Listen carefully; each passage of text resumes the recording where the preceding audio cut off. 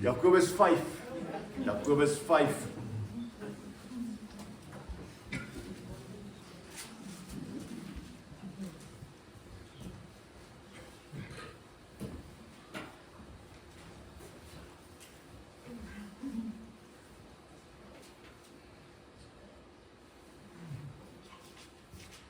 Voordat ons hierdie gedeelte lees en saam bid oor hierdie gedeelte, ek wil net seker maak, almal van julle het vir die regte redes gekom vanmôre. Is daar iemand wat graag namens iemand anders te wou kom luister het wat vanmôre gepreek word? Niemand. Goed, dan is ons min of meer op dieselfde plek. Dit is baie so belangrik as ek hierdie gedeelte deurgewerk het. Die Here het hierdie week ongelooflik ook met my gepraat. Wil ek hê die Here moet vanmôre met jou praat. En ek wil hê jy moet begin om jouself te ondersoek. Moenie jou meet aan ander nie. Vra jouself af in my lewe. Is hierdie woord, is dit werklik waar iets waarna ek strewe in my lewe? Sal jy dit doen? Kom ons buig ons hoofde voor die Here. Dankie Here vir u woord. Dit is so baie keer, luister ons na u woord, maar ons dink aan iemand anders wat dalk u woord nodig het. Here, deursoek my hart vanmôre. Begin by my. Dat ek werklik waar en elkeen van ons vanmôre u aangesig sal soek. Werklik waar vir onsself sal afvra, is ons besig om volgens die woord te leef? Is ons Christendom in ooreenstemming met wat die woord van ons vra? Of het ons 'n Christendom opgemaak wat sê wat ons graag wil hoor en wat ons eintlik pas? O Here, vernuwe ons. Ons vra dit in U naam. Amen. Jakobus 5 vers 1. Kom nou julle rykes, huil en weeklaag oor die rampe wat julle gaan tref. Julle rykdom het vergaan en julle klere is mot gevreet. Julle goud en silwer is verroes en die roes sal teen julle getuig en julle liggame soos vuur verteer. Julle het in die laaste dae skatte vergader. Kyk, die loon wat julle weerhou het van die arbeiders wat julle lande geoes het, roep dit uit. En die groep van diegene wat oes, het die ore van die Here heerser oor alle magte bereik. Julle het op aarde weelderig en losbandig gelewe. Julle het julle harte vet gevoer vir die slagdag. Julle het die regverdige veroordeel en vermoor. Hy kan hom nie teen julle verweer nie. Net tot sover. Is 'n aangename gedeelte as jy dit lees. Daar's 'n groot gevaar in elkeen van ons dat ons geld liefhet. En dit maak nie saak of jy die rykste man of die armste man op aarde het nie. Daar is 'n geneigtheid by die mens met 'n soeke en 'n begeerte na geld. 'n Ontevredenheid in hulle lewens. Prediker vertel dit vir ons so mooi in Prediker 5. Hy sê hy wat geld liefhet, kry nie genoeg van geld nie. Dis daai ouens wat as hulle salaris kry, dan sê hulle, nee, dis nie genoeg. Hulle is nooit tevrede nie. Hulle is nooit tevrede met wat hulle kry nie. En hier bedoel ek nie om te hard te werk nie, om die beste na jou vermoë te doen nie, om te sorg dat jou belasting reg ingevul word, dat jy maksimaal kan benut vir die koninkryk van die Here. Dis nie waarvan ek praat nie. Dis hy die hele tyd ontevredenheid, onvergenoegdheid. So Prediker sê hy wat geld liefhet, kry nie genoeg van geld nie. En wie rykdom liefhet, nie van inkomste nie. Ook dit is dan te vergeefs. As die goed baie word, nou sê hy vir die rykes, as die goed baie word van die rykes, jy wil so graag ryk word. Dis eintlik wat hy besig om te vertel. As die goed van die rykes baie word, word die eters baie. Hoe meer geld jy het, hoe meer word die eters. Watter voordeel het die besitter dan daarvan, behalwe dat sy oë dit aanskou? Soet is die slaap van die arbeider. Hy sê die arbeider, as hy klaar gewerk het, hy gaan slaap heerlik. Of hy min of baie eet. Maar die oorversadiging van die ryke laat hom nie aan die slaap raak nie. So half rond lê, daai stukkie vleis wat nou hier sit en jy kan nie aan die slaap raak nie. Die vraag wat baie mense vra is, mag ons geld hê? Mag ons geld hê? Spreuke 10 vers 22 sê, die seun van die Here, dit is wat ryk maak, en harde werk voeg daar niks nie, by nie. So dis die Here wat gee, hy maak sekere mense ryk en hy maak sekere mense arm. So daar's nie sonde in op sigself om ryk te wees of om arm te wees nie. Maar wat beveel die Bybel vir die rykes? 1 Timoteus 6 vers 17 sê byvoorbeeld, beveel die rykes in die huidige wêreld om nie hoogmoedig te wees nie. So, gaan daar rykes in die teenwoordige wêreld wees? Gaan daar rykes in die kerk wees? Ja, die teks sê so. Die teks sê, daar gaan mense wees wat ryk gaan wees. En nie hulle hoop op die onsekerheid van rykdom te vestig nie, maar op God, wat alle dinge in oorvloed aan hom gee om te geniet. So die Here gee vir jou alles wat jy het, om te geniet. Maar die groot vraag wat ons miskien moet vra is, wanneer het ek te veel? Die rykdom wat ons vandag het, is ongekend in die geskiedenis van mense wat nog ooit voor ons geleef het. Ons het 'n rykdom wat net ongekend is. En die groot gevaar is dat die mense wat nog die mees ondankbare was die mense van hierdie eeu. Al het hulle so baie, het dit nog glad nie hulle dankbaar gemaak nie, want hulle lewe in ondankbaarheid en hulle is nooit tevrede met wat hulle het nie. Geld in jou lewe, wat jy daarmee maak, wys wie is jou God. Geld, wat jy daarmee maak in jou lewe, wys wie is jou God. In Matteus 6 vers 24 sê Jesus, niemand kan twee baase dien nie, want hy sal of die een haat en die ander een lief hê, of hy sal aan die een lojaal wees en die ander een verag. Julle kan nie God en Mammon dien nie.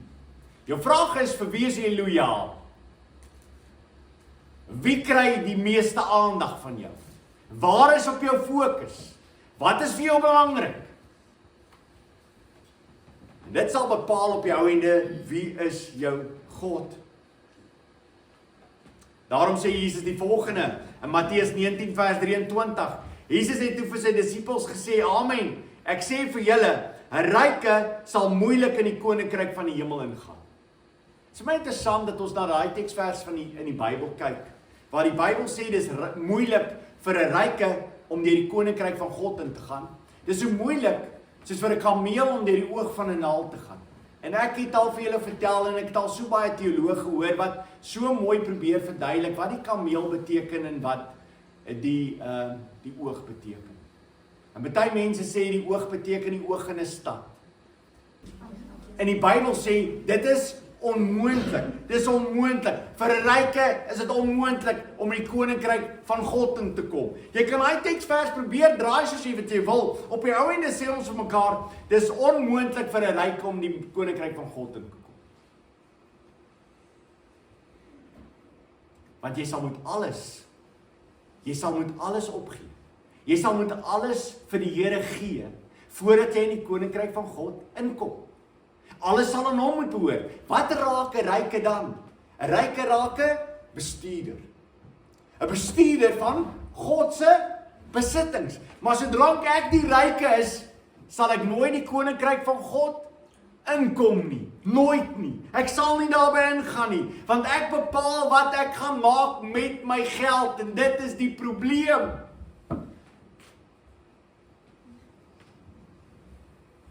Daarom sê Paulus as hy skrywe 1 Timoteus, aan Timoteus sê hy, want geldgierigheid is die wortel van alle kwaad. Die oorspronklike taal daar wat gebruik word is allerlei. Die Engelse ESV vertaal dit uitstekend. Dis allerlei. Dit beteken nie alle kwaad is in geld nie. Okay? Kain het nie vir Abel doodgemaak omdat daar geld by Abel was. Dit by allerlei. Daar's allerlei kwaad in geld. Dis wat die teks sê. So pas op vir geld, want allerhande kwaad kom uit geld uit. Dan sê hy wat dit is, die hinkering na rykdom het sommige mense laat afdwaal van die geloof, en hulle het hulle self met baie smarte deurboor, hierdie begeerte om nog meer te hê. Dis interessant genoeg, daarom die profete, van die begin af, profeteer hulle teen die rykes in die volk. Amos 8 vers 4, luister hierna, julle wat die behoeftiges vertrap, en daarop uit is om weerloses in die land uit te wis, deur te sê, wanneer is nuwe maand verby, sodat ons weer koring kan verkoop, en die Sabbat, sodat ons die graansakke kan oopmaak, net om my Eva kleiner te maak en 'n sikkel groter, en om te kil met 'n valse weegskaal. Al oor hulle lewens gaan is, ons maak besigheid, doen nie kry klaar, dat ons net huis toe kan gaan. Môre is 'n belangrike dag, as ons weer geld maak. Hulle hele lewens gaan net oor geld. Dis wat die profeet sê.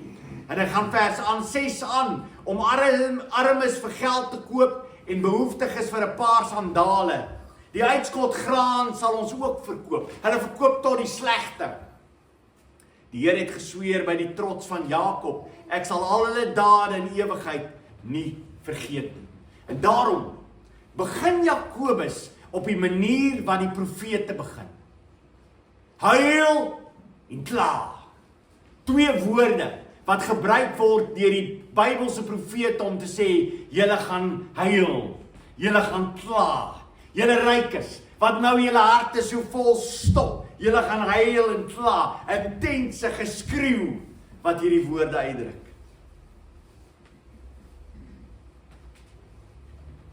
Jy sal eendag ween oor wat jy gedoen het op aarde met jou geld. Alles wat jy verloor het, omdat jy so geld daar gejaag het, eendag sal jy ween en treur daaroor. Hulle sal huil en hulle sal kla. Daarom sê Lukas 6, sê Jesus, Lukas 6 vers 24, maar wee julle wat ryk is, want julle het reeds julle troos weg. Wee julle wat nou versadig is, want julle sal honger ly. Wee julle wat nou lag, want julle sal treur en huil. Alles gaan oor die aardse. Julle huil, want julle lewe vir die aardse. Julle lag oor die aardse. Julle het vreugde in die aardse dinge. En dan gaan julle eendag, as julle by my kom, sal julle huil. Die beeld wat Jesus vertel van die gelykenis, is nie 'n gelykenis nie, is 'n ware verhaal. As ons kyk, dat hy een man se naam noem, Lazarus en die ryk man. Wie het gehuil toe hulle voor God staan? En wie het vreugde gehad op aarde? Die ryk man het vreugde gehad op aarde. Die ryk man het alles gehad op aarde. En Lazarus het daar een kant gelê en die honde het hom gelek. En eendag toe hulle voor God staan, toe word die rolle omgeruil. Kom ons begin met Jakobus. En ons kyk na wat hy vir ons wil vertel. Hy wil vir ons vertel dat as jy ryk is, moet jy baie pas op. Wat is die probleem met rykdom? Wat is die probleem met mense wat baie keer in hulle lewens ryk is hulle wil opgaar. Hulle wil meer maak. Dit gaan nie meer net om te lewe hier nie. Dit gaan om my bankbalans bietjie groter te maak. En net nog groter te maak. Hulle gaar op. Wie wat sê my amazing van die tyd waarin ons lewe? Ek dink ons voorvaders sou hulle self doodgeskok het. Julle sal nie glo wat ek die afgelope tyd sien, wat deesdae oral rondom ons opgaan. Miskien sê jy vir my, Johan, waar kom jy vandaan? Waar het jy nou eers wakker geword? Nee, ek weet dit al lank al. Ek probeer dit maar net vir julle nou vertel. Het julle gesien wat gebeur? Daar was 'n tyd gewees waar jy 'n garage gebou het, 'n motorwoonhuis gebou het vir jou kar.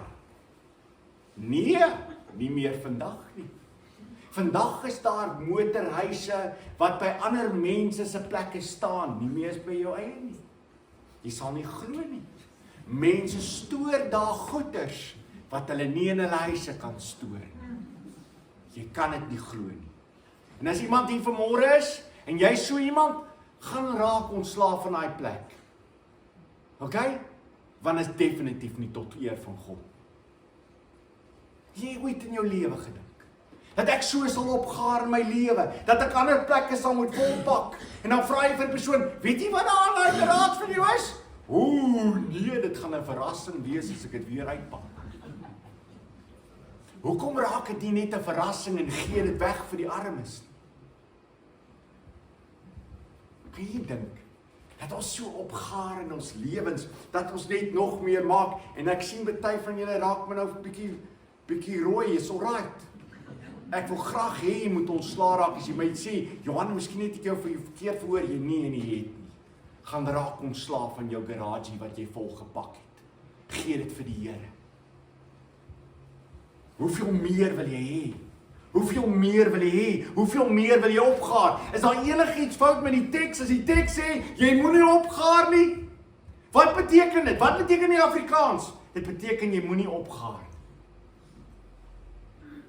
Lukas 12 vers 33, wil jy moet dit saam met my lees. Dis 'n teksvers wat jou skok tot binne in jou sokkies. Lukas 12 vers 33.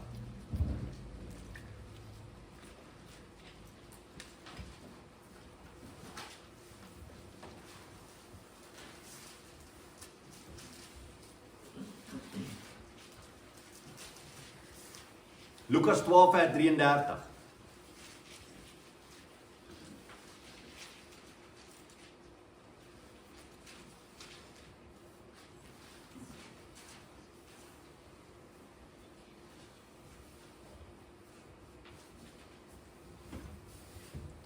Kyk nou wat hy daar sê, vers 33. Verkoop julle besittings en gee vir liefdadigheid. Maak vir julle besies wat nie vergaan nie. 'n Onuitputlike skat in die hemel, waar 'n dief nie kan bykom en geen mot kan verniel, want waar julle skat is, daar sal julle hart ook wees. Waar moet jy vir jou bymekaar beginne maak? Waar moet jou stoorplek wees? Kan jy geld geniet op aarde? Ja, sê die Bybel, jy kan dit geniet. Maar as jy beginne opstoor, is daar 'n probleem. Waar moet jy opstoor? Jy moet sorg dat jou beleggings in die hemel hoër is as enige belegging op die aarde. Dis waar ek my belegging ophou. Dis waar ek 'n belegging wil hê. My vraag aan jou, my liewe vriend en vriendin, broer en suster is, hoe lyk jou belegging daar? Wat het jy met jou geld op aarde al gemaak, wat daar in die hemel opgeskrywe is? Wat het jy gedoen met jou geld hier vir die mense wat die Here nodig het? Wat het jy gedoen hier met medebroer en suster wat jy hulle gehelp het? Wat veroorsaak het dat daar in die hemel dit opgeskryf is en jou bankbalans in die hemel besig is om te groei? En moet asseblief nie dink aan terme van goud nie, want die paving is goud daar. Te maak met my beloning in die hemel eendag gaan nie weggevat kan word nie. Hier op aarde kan ek alles verloor, maar daar in die hemel is dit ewig, dis vas. En daarom moet my belegging daar wees. As jy opgaar, is jy buitekant die wil van God. Want God wil hê ek moet lewe vir hom. En as ek opgaar, gaar ek op daar eendag in die hemel. Jy sien, dit was die probleem met Israel. God sê vir hulle, ek sal vir julle voorsien. Ek sal elke dag vir julle voorsien. Ek sal elke dag vir julle manna gee. En toe hulle die eerste dag die manna sien, toe dink hulle by hulle self, maar wat van Dinsdag? En toe maak hulle vir hulle nog by mekaar. En wat het met daardie manna gebeur? Die wurms het dit opgevreet. Matteus 6 herhaal hierdie gedeelte en hy sê, Jesus sê, Matteus 6 vers 9 en 10, moenie vir julle skatte op aarde by mekaar maak nie, daar waar mot en roes verniel, daar waar diewe inbreek en steel, maar maak vir julle skatte in die hemel by mekaar, daar waar mot en roes nie verniel, en daar waar diewe nie inbreek en steel nie, want waar jou skat is, daar sal jou hart ook wees. Waar is jou skat? Waar is jou skat? Waaroor dink jy? Waaroor beplan jy? Is jou dag opgemaak om op te staan en te sê, Here, vandag, dit wat ek het, gebruik dit tot U naam, tot U verheerliking. Of is ek besig om die hele tyd die aandelebeurs te op te hou? Wat 'n goeie belegging. Waar kan ek nog sit?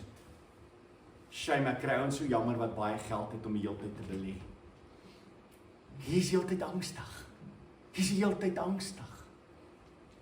In plaas daarvan dat ek sê, dit wat ek wil ek doen tot eer en verheerliking van die Here. Here, as ek belê, dan gaan ek dit belê sodat die koninkryk sal kom. Ek wil gou vir jou 'n vraag vra, en dit gaan miskien die dinge baie maklik maak vir jou of baie moeilik. Kom ons sê jy kom laat in jou lewe tot bekering. Jy het baie geld gemaak deur jou lewe. En jy lewe vir die Here.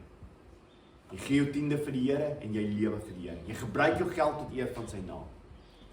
Maar jou kind, jou erfgenaam, is nie 'n kind van die Here nie. Jy kom by jou ou dag en jy weet nie wat met hierdie kind sal plaasvind. Sy lewe het nog nie verander nie. Jy bid vir hom. Jy bid dat hy tot bekering sal kom. Sal jy jou geld nalaat vir hom? Want dis 'n vraag wat ons moet vra. 'n Vraag wat ons moet vra is, my geld wil ek hê moet bestuur word vir God. Ek is die bestuurder van God. My seun is nie 'n kind van die Here nie en hy gaan daarom nie die geld bestuur vir God nie. Ek kan dalk vir hom ergens 'n trustie skep as hy tot bekering kom op 'n stadium sê vir die prokureur dat hy vir hom daai bietjie geld gee. Maar die res van my geld gaan sodat die evangelie van Jesus Christus uitgebrei kan word in hierdie wêreld. Maak dit vir jou sin? Party van julle is so geskok nou, jy wonder of jy op die regte diens aangekom het. Ons het moet nodig om weer te begin nie dink oor die manier wat ons dink oor die geld wat God ons gegee het. Hy sê vir julle silwer en goud is besig om te roes, en silwer en goud kan nie roes nie. So wat is hy besig om te doen? Hy is besig om vir hulle te sê, hoor hierso, julle is eintlik besig om niks waardige goed by mekaar te maak. Dit wat nie belangrik is, is julle besig om op te gaar vir julle. Jy het een huis. Ek wil dit baie prakties maak vir môre mense. Jy het een huis en jy besluit by jouself jy gaan 'n tweede huis koop. My vraag is, as jy kind van die Here is, het jy daaroor gebid? En waarom wil jy 'n tweede huis hê? Waarom wil jy 'n tweede huis hê? Wil jy graag 'n tweede huis hê sodat jy hom kan verhuur en baie min vra sodat arme mense jou plek kan huur? Is dit jou rede? Of is daar 'n weduwee wat jy graag wil versorg en jy wil graag hê sy moet in haar huis bly? Waarom het jy 'n tweede huis? Is interessant vir my dat baie mense tweede huis het wat hulle nooit by uitkom. En jy dink jy gaan eendag voor die Here staan en die Here gaan sê, wat het jy met my geld gemaak? Wat het jy gemaak met wat ek vir jou gegee het? Wat het jy gemaak met dit wat ek vir jou gegee het? Jy sê, Here, ek het al 'n paar plekke gehad en mooi plekke. Daar by die Maldives en daar in Mossel Bay. En Here, ek het daar 'n plek gehad. Dit was awesome, die uitsig. As jy elke jaar daar gekom het, het ek gesê, hoe geseënd is ek nie? En het enigiemand anders te seën daar ervaar? Wat doen ek met dit wat ek het? Vra jouself, wat doen ek met dit wat ek het?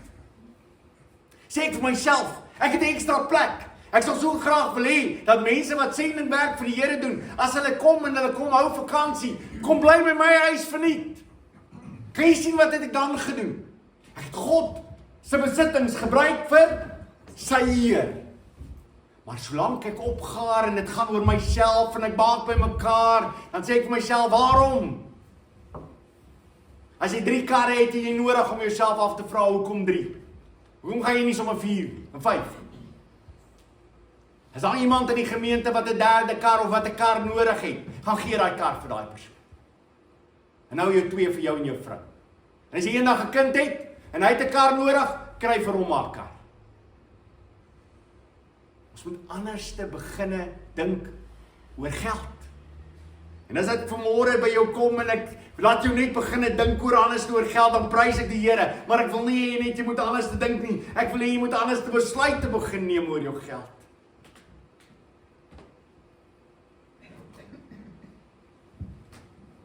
Maak vir jou skatte by mekaar in die hemel. Maak vir jou skatte by mekaar in die hemel. ons grootste fokus in ons lewens moes wees, maak vir my skatte bymekaar in die hemel. Ek wil hê my skatte in die hemel moet groot wees. Dit is 'n interessante gelykenis wat Jesus vertel in Lukas 16. En hy sê daar in Lukas 16 vers 9, ek sê vir julle, maak vir julle vriende deur die middel van die oneerlike mammon, sodat wanneer dit tot 'n einde kom, hulle julle in die ewige wonings mag ontvang. Daai teksvers het te maak met, jy moet die oneerlike mammon, jy moet mammon gebruik om wat te doen met mammon? Om vir jou mense te kry wat Jesus Christus vir sal lewe. Jy moet vir jou mense tot bekering bring en help deur jou geld. Bring God mense tot bekering? Absoluut. Verander hy mense in lewe? Absoluut. Maar ek moet my geld gebruik tot beskikking van die evangelie wat bedien moet word. Ek moet die nood van mense rondom my raak sien, ek moet die behoeftes van mense rondom my raak sien. Dit moet my hart ruk, dit moet my verander, dit moet vir my sê, waar kan ek betrokke wees? In Johannes 3 vers 16, hieraan ken ons die liefde, dat hy vir ons sy lewe afgelê het. Ook ons behoort ons lewe van ons broers af te lê. Hoe bly die liefde van God in iemand, wat genoeg aardse besittings het, en sy broer sien gebrek ly, maar sy hart nogtans vir hom toesluit? Hoe is dit, dat jy kan sien jou broer en suster ly finansiëel gebrek, en jy sluit jou oë toe? Hoe kan jy sê jy is 'n kind van die Here? Dan sê vers 18, in Johannes 3 vers 18, kinders, ons moenie net met woorde met die tong lief hê nie, maar met die daad in waarheid. Ons like dit om lief te hê met die tong. Hoe gaan dit met jou? Dan sê jy, nee, gaan nie goed vandag hierdie week nie. Sukkel. Ag, maak die Here jou seën, man. So bly. Jy gaan hoor wat hy sê, dit gaan nie te goed nie. Ja, nee, ek weet al wat hy nodig het is die seën van die Here. Dat het goed met hom kan. Geen behoefte om regtig waar belang te stel in 'n ander persoon nie. Om die waarheid te sê, ek wil net so vinnig as moontlik groet, en jy moet net so vinnig as moontlik die normale dinge sê. Want ons sê gewoonlik in Afrikaans, môre, hoe gaan dit? Nee, dit gaan goed. Met jou? Gaan goed. Dankie. Hier gaan ek weer. Want asseblief, ek stel nie so eintlik belang dat jy vir my die res van die verhaal vertel nie. Kom ons stop by daar. Dit gaan goed met my. Die Bybel maak dit baie prakties. Hy sê vir ons wat ons moet maak met ons geld. Ek wil hê jy moet saam met my na een van die gedeeltes kyk. Lukas 14. Lukas 14.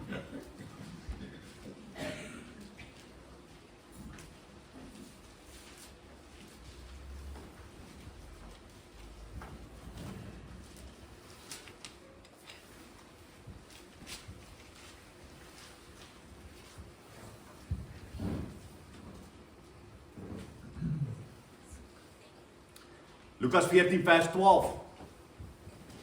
Jesus het ook vir die man wat hom genooi het gesê, wanneer jy 'n ligte ete of 'n groot maaltyd gee, moenie jou vriende of jou broers of familie of ryk bure nooi, met die doel dat hulle jou weer op hulle beurt uitnooi en jy dan vergoed word nie. Nee, wanneer jy 'n feesmaal aanbied, nooi die armes, die krepeles, verlamdes en blindes. Het jy geweet hierdie teks staan in die Bybel? OK. Wie van julle het dit al gedoen? OK, so dit staan nie eintlik in die Bybel. As ons sê ons is getrou aan die woord van die Here, is dit nie iets wat ons moet doen dan? Nee, wanneer jy 'n feesmaal aanbied, nooi die armes, krepeles, verlamdes en blindes, dan sal jy gelukkig wees omdat hulle niks het om jou mee te vergoed nie, want jy sal beloon word by die opstanding van die regverdiges. Wie wat het ek gedink nogal? Sal 'n goeie plan wees. Ek het gedink baie van julle het lekker geld, en ek bly die Here het vir jou geld gee. Sal dit nie amazing wees as jy klomp mense in jou straat nooi vir 'n groot braai nie? Nee? En jy nooi my ook. En ons bedien daai mense met die evangelie. Sal dit nie amazing wees? Ons nooi 'n klomp kinders van die Here en ons nooi jou hele buurt. En die kinders van die Here versprei onder hierdie mense wat nie die Here ken nie en hulle begin om hulle te bedien met die evangelie, terwyl ons steak and chops braai en lekker wors. Dink jy dit gaan awesome wees nie? Dink jy nie dis wat die teks bedoel nie? Wie wat die grootste probleem? Hulle sê iemand wat werklik waar iemand is wat selfsugtig is, alles vir homself wil hê. Dis as iemand 'n bring en braai nooi en hulle nooi mense vir 'n bring en braai, dan kom hy daar en hy bring sy koue worsie en hy vat iemand se steak. Dis synigheid. Maar dis baie keer hoe baie mense dink oor dit. Die Bybel sê ook jy moet baie pas op om na 'n ryk man se huis toe te gaan en te lekker te eet, want hy hou dop alles wat jy eet en hy maak berekenings oor. Die kind van die Here sê nee, ek wil dit gebruik tot eer en verheerliking van die Here se naam. Ek onthou daar was 'n man gewees in Amerika, hy was een van die skatryk ouens in Amerika. Hy het elke jaar, het hy sy hele dorp uitgenooi vir 'n pizza by sy huis, dat hy die evangelie gesorg dat dit bedien word. Almal vir 'n pizza, die hele dorp. Kyk, party van julle is nou nie so ryk soos dit nie. Maar kom ons begin met die woongebied waarin jy is. En kom, nooi dit. Is jy opgewonde daaroor?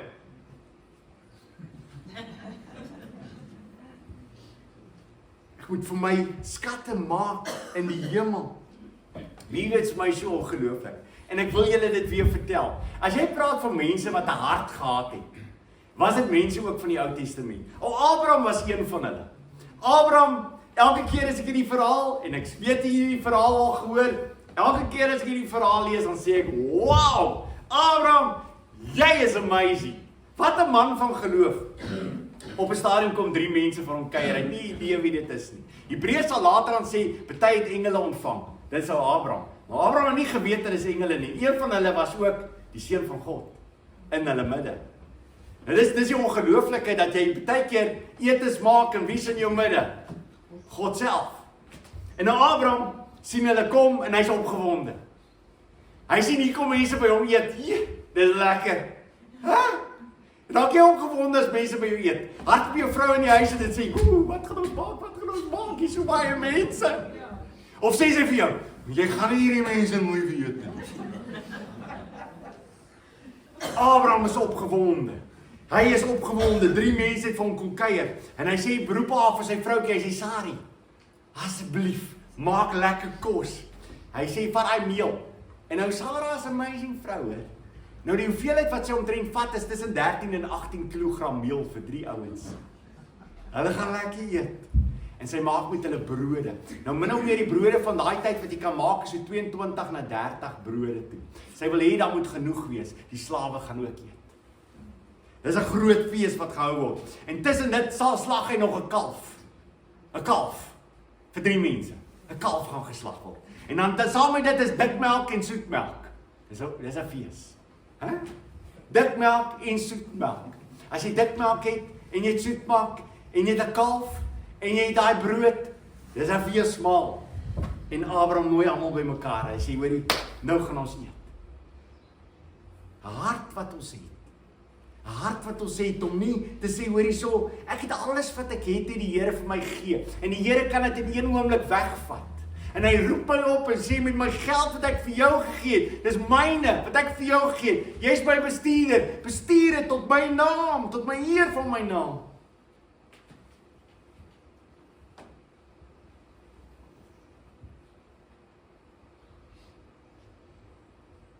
Jakobus sê, dis die laaste dae waarin ons lewe. Vandat Jesus hemel toe gegaan het, lewe ons in die laaste dae, dis die dae van Noag. Alles wat ons nou doen, is een doel vir oë, die ark moet klaar kom. Die ark moet klaar kom. Alles wat ons doen, die lande wat ons plant, die saad wat ons saai, die beeste wat ons het, die skape wat ons het, alles is vir een doel, die ark moet gebou word. Daar's 'n koninkryk wat op hande is, wat nou al reeds begin het. Die kind van die Here sê, my enigste leefdoel in lewe en in sterwe is om Jesus Christus groot te maak.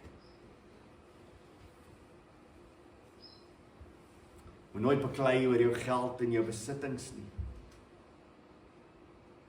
Abraham was bereid om alles op te gee vir Lot. Lot, vat jy die beste. Geld is nie vir my belangrik. Vat jy die beste. Al verloor ek alles, te vat jy dit. En dis hoekom gelowiges ook nie hof toe gaan met ongelowiges nie. Jy wil my indoen, jy wil my beroof, vat dit vir jou. Dis nie my geld nie. Die Here is in beheer, vat dit vir jou. Jy sien hoe 'n kind van die Here is, niks van hierdie goed behoort om te ontstel nie.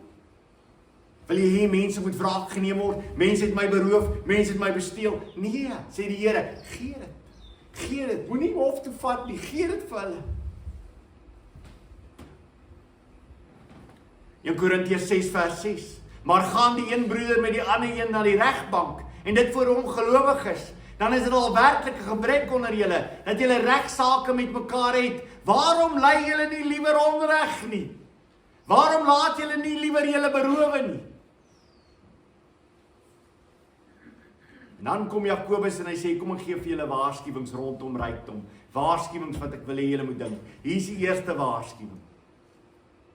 Die eerste waarskuwing kom uit Levitikus 19 uit, vers 13. Jy mag nie jou naaste uitbuit en beroof nie. Jy mag nie die loon van 'n dagloner deur die nag by jou hou tot die oggend nie.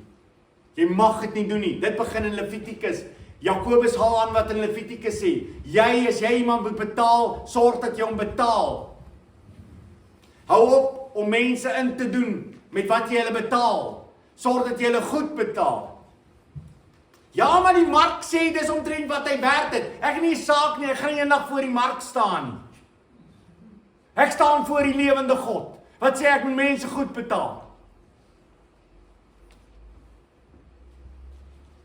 Hoe durf ek R200 betaal vir iemand wat by my werk, omdat almal om my by die persoon R200 betaal, terwyl ek weet hierdie persoon het kliphard gewerk en het R400 nodig.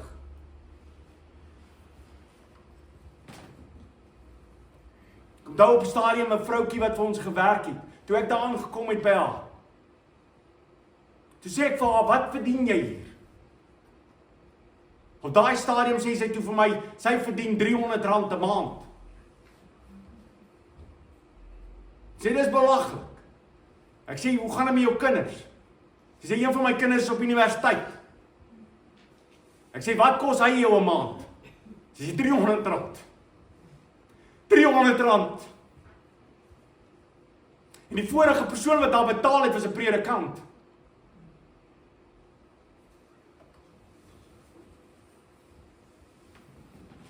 Ek kan nooit by God wegkom deur mense sleg te betaal en mense nie na te kyk nie, en nie aan hulle versorg as hulle onder my geplaas is deur die Here nie. Wat het jy gedink gaan jy doen as jy eendag voor God staan? Dink jy gaan bly wees oor jou bankrekening wat so amazing vol is? Terwyl individue op aarde gekrepeer het onder jou. Jy mag nie mense uitbuit nie. Jy mag nie hulle geld terughou tot die volgende dag nie. Daai persoon lewe van dag tot dag en jy betaal hom nie. Deuteronomium 24 vers 14. Jy mag 'n dagloner wat magteloos en behoeftig is nie uitbuit nie. Nie een van jou volksgenote of 'n vreemdeling wat in jou dorpe, in jou land is nie. Jy moet sy loon nog dieselfde dag betaal, voor die son oor hom ondergaan, want hy is arm en hy sug daarna. Anders beroep hy hom op die Here teen jou en staan jy skuldig. Dis wat Jakobus sê. Jakobus sê, as jy dit nie reg doen nie, daai persoon se gesig kom na die Here toe. Die Here hoor dit. Elke persoon in jou lewe wat jy ingedoen het, wat jy nie reg betaal het nie, daai geroep is in die hemel. Miskien die eerste plek wat jy nodig het, is om vir die Here te kniel en te buig en te sê, Here, vergewe my.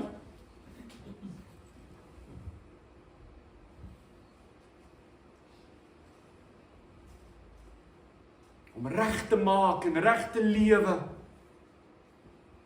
Die nood van mense rondom my raak te sien en nie net aan my eie nood te kyk nie. Daarom het die Here oral in die Ou Testament dinge opgebou vir die volk om reg te handel. As jy 'n ryk persoon was en jy het lande gehad, dan het die Here dit daar opgebou dat jy reg moes handel. Jy moes oes. En jy moes al die goedes oes, maar dan, die poes wat jy nie afgeoes het by die eerste keer wat jy deurgaan nie, wat moes jy gedoen het? Jy moes die armes van die dorp gekry het en sê, kom vat vir julle. As jy die druiwe afgeoes het, moes jy van die druiwe wat jy afgeoes het, as jy nie die eerste keer gekry het nie, los dit, gee dit vir die armes. Wat dink jy sal in Suid-Afrika gebeur, as al die boere begin om net een keer deur die oes te gaan, en die res van hulle gee hulle vir die armes? Die mense in die omgewing, in die dorpe wat swaar kry, in die plakkerskampe, en ons ry in met vragte mielies, vragte koring, en vrugte, en sê, hier is oorvloed wat ek het. Wat sal gebeur in Suid-Afrika? Maar kry vir jou nog 'n geweer, dit sal jou regtig goed beskerm. Die kind van die Here lewe anderste, die kind van die Here dink anderste as die wêreld.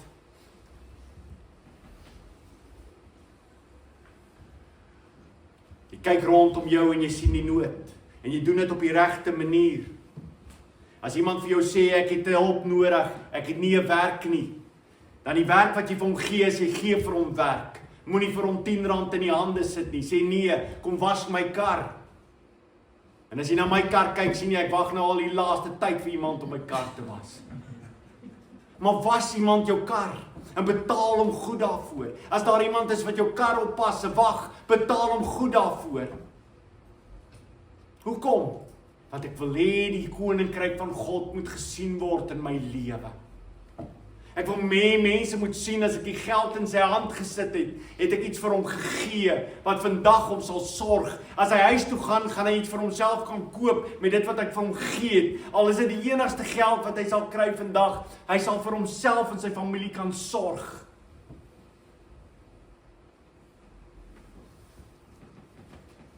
Die Here se stem, die Here hoor hulle stem.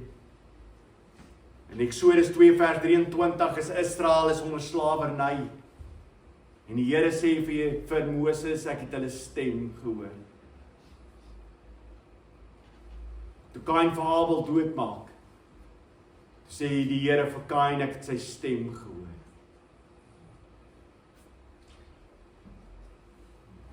Is daar iets meer ongeloofliks om te dink, dat die Here die stem hoor van die armes rondom my? Of hulle kinders van die Here is of nie, hy hoor hulle stem. Hy hoor hulle geroep. Maleagi 3. Ek sal na julle toe kom vir 'n oordeel, en ek sal onder julle, sonder om te huiwer, 'n getuie wees teen die towenaars, die egbreekers en wie vals sweer, teen hulle wat dagloners, weduwees, vaderlose kinders verdruk, en hulle wat vreemdelinge wegwys en nie ontzag het vir hulle nie, sê die Here, die heerser oor alle magte. Tweede waarskuwing. Gebruik hulle geld vir hulle eie plesier. Hulle het Babylon op aarde gehad. Hulle was in Babel. Hulle vreugde was op die aarde. Hulle het hulle plesier op aarde geskep. En alles wat hulle gedoen het, was vir die plesier hier en nou. Hulle het alles oorweeg in terme van, wat maak my gelukkig, en dan het hulle dit gedoen met hulle geld en hulle skatte. Dis wat Jakobus sê.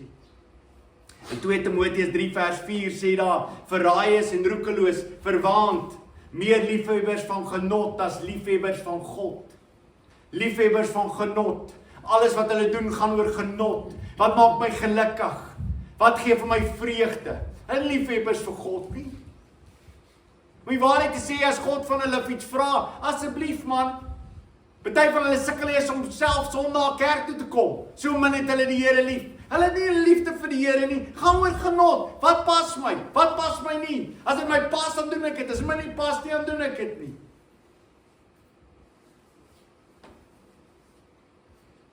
Sop as jy lewe vir genot van hierdie wêreld. Sop as jy jou vreugde vind in hierdie wêreld. Kinders van die Here, ons vind ons vreugde in die teenwoordigheid van die lewende God. Ons vind ons vreugde om in gehoorsaamheid aan hom te leef. Ons vind ons vreugde om die woord van God te bely aan die mense rondom ons. Ons vind ons vreugde as die evangelie bedien word en die evangelie uitgaan na elke deel van die wêreld. Ons vind ons vreugde daar. Die derde waarskuwing is, julle vat die regverdiges na die howe. Hoe ongelooflik dat in die kerk van die Here Jesus Christus mense mekaar howe toe gevat het. In die Ou Testament waarsku die Here daarteen dat baie mense mekaar vat howe toe. En hoe daar moet altyd gesorg word vir die armes. Hoe daar altyd regverdig opgetree moet word. Ek dink as Jakobus praat oor die regverdiges wat julle doodmaak, dink ek hy dink onmiddellik aan Nabot.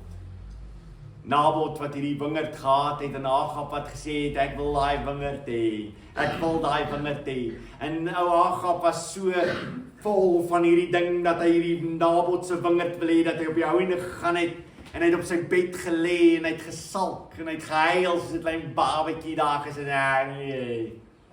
En sy vroukie kom by hom en sê, wat huil jy so, wat is jy so ongelukkig?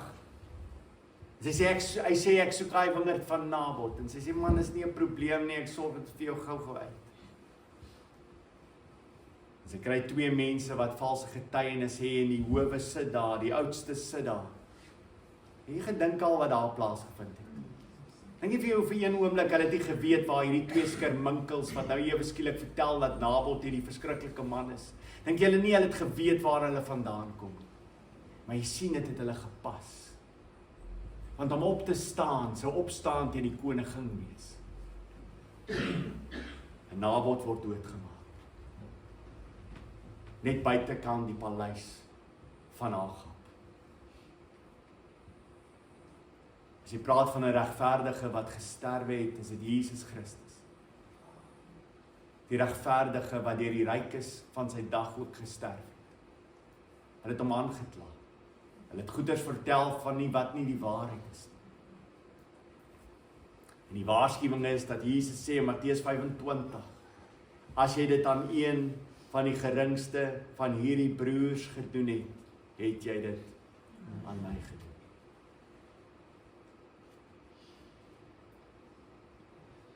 Wat doen jy aan die broers van Jesus Christus? Wat is jy besig om te doen met die susters van Jesus Christus? Nog meer, wat doen jy met Christus?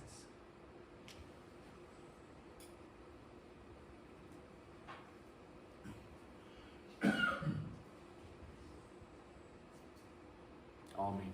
Kom ons buig ons hoofde.